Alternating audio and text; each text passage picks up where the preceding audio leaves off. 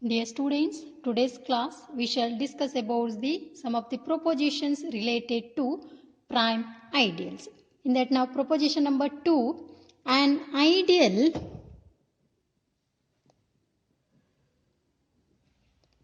P in R is a prime ideal if and only if R by P is an integral domain. Proposition number 2 tells that an ideal P in a ring R is a prime ideal if and only if R by P is an integral domain. Let us prove the proposition now. Proof. First we shall prove the direct part. Here we shall consider that P is a prime ideal in a ring R. We shall first consider here P is a prime ideal in R. We have to prove that R by P is an integral domain. To prove R by P is an integral domain, we have to prove that R by P does not contain any zero divisor. That means we have to consider two elements now. From R by P, their product is equal to 0 and then any one of that element is equal to 0 we have to prove. Okay. So for that now, first I will consider let A bar comma B bar belongs to R by P. Observe that R by P is a quotient ring whose elements are in the form bar form. So A bar B bar belongs to R by P. I can say that. So then we can write R by P. A bar can be written as now A plus P. I can write A belongs to R and B bar is equal to, we can write B plus P. Here B belongs to R, we can say that. So now suppose A bar into B bar is equal to 0 bar.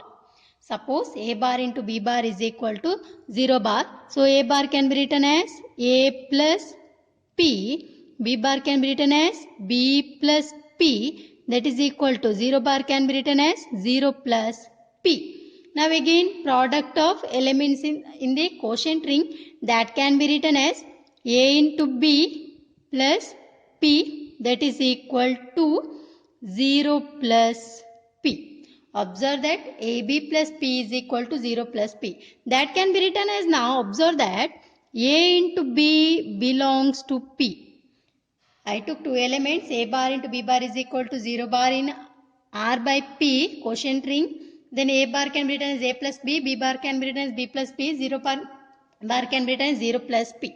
So now AB plus P is equal to 0 plus P. So or otherwise we can say that implies AB belongs to P. Now what we know that P is a prime ideal. So by using the definition of prime ideal, we can say that as AB belongs to P, so that implies either A belongs to P or B belongs to P. Observe that since P is a prime ideal, so from that we can say that here either A belongs to P or B belongs to P. So again we can write now as A belongs to P can be written as A plus P is equal to 0 plus P we can write, or B plus P is equal to 0 plus P. Either A plus P is equal to 0 plus P or B plus P is equal to 0 plus P, we can say that. So again now A plus P can be written as A bar. So 0 plus P can be written as 0 bar, or B bar is equal to 0 bar. Observe that either A bar is equal to 0 bar or B bar is equal to 0 bar. So what it implies? So that implies we took A bar into B bar is equal to 0 bar. So at the end we arrived at A bar is equal to 0 bar or B bar is equal to 0 bar. So that implies R by P is an integral domain. So that proves the direct part. So now let us prove the corners part. So here we shall assume that suppose R by P is an integral domain. Here we shall assume that suppose R by P is an integral domain we shall consider. So we have to prove that now P is a prime ideal of R. To prove P is a prime ideal of R, we have to consider two elements from the P.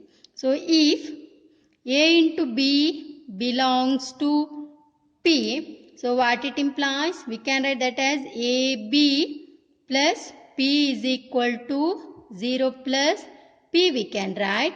So or otherwise that implies A plus P into B plus P is equal to 0 plus P we can say that, or otherwise again that implies A plus P can be written as A bar, B plus P can be written as B bar, so that is equal to 0 bar. So further that implies A bar into B bar is equal to 0 bar, and we know that R by P is an integral domain. So by using the definition of integral domain, we can say that either A bar is equal to 0 bar or B bar is equal to 0 bar. Observe that A bar into B bar is equal to 0 bar, and we know that R by P is an integral domain. That is what we are assuming here. So by using the definition of integral domain, we can say that either A bar is equal to 0 bar or B bar is equal to 0 bar. So what it implies? A bar can be written as A plus P, that is equal to 0 plus P, or B plus P is equal to 0 plus P. So further that implies A belongs to P, we can say that, or either A belongs to P or B belongs to P. Observe that we took A into B belongs to P, and then we arrived at either A belongs to P or B belongs to P. So therefore P is a prime ideal of ring R. So that proves the proposition number 2. Proposition number 2 is an ideal P in a ring R is a prime ideal if and only if R by P is an integral domain. So that proves the proposition number 2. Okay, next move on to maximal ideal. So first we shall see what is maximal ideal. Definition of maximal ideal. Here maximal ideal is always denoted by the symbol capital letter M. An ideal M in a ring R. Definition of maximal ideal. An ideal M in a ring R is called maximal ideal if M is not equal to R and for any ideal I of R, for any ideal I of R such that M is properly contained in I is properly contained in R, we have either I is equal to M or I is equal to R. Observe that an ideal M in a ring R is called maximal ideal if M is different from R, and for any ideal I of R such that, here observe that M is a subset of I. M is properly contained in I, that is properly contained in R. So then either I is equal to M or I is equal to R. So then we can say that this M is a maximal ideal of given ring R. Or otherwise another definition we can say that about the maximal ideal is a maximal ideal is an ideal that is different from R with the property that there exists no proper ideal strictly containing it.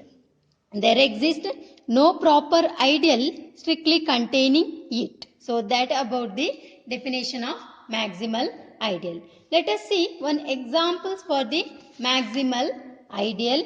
So first example we shall consider, let R is equal to Z and M is equal to PZ. We shall consider. Observe that let R is equal to Z and M is equal to PZ, where P is prime, then M is a maximal ideal.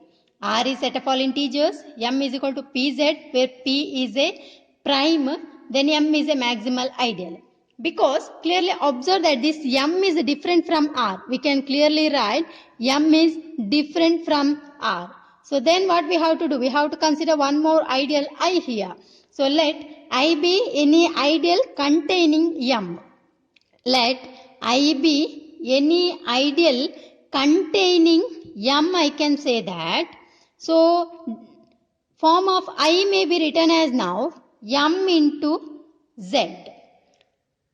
Let M is PZ, where P is prime. We have to prove that M is a maximal ideal.